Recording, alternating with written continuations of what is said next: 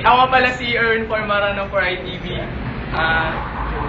Nandito tayo ngayon sa Gentleman CR ng 5th floor Engineering Building.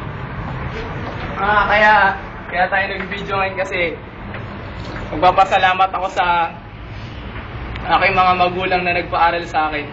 Saka sa UST na aking pinag-aralan.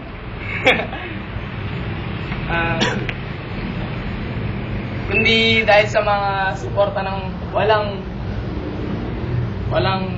basta suporta ng magulang ko. Yun.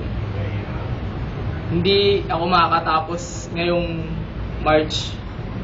Saka sa UST na tinuruan ako. Saka sa mga lahat ng tinuro ng aking mga magulang sa akin. Saka na UST katulad ng mga values saka mga virtues. Lahat yun, sana madala ko yun sa labas at matuwa yung ibang mga tao sa akin. Yan. Salamat. Hugas kamay.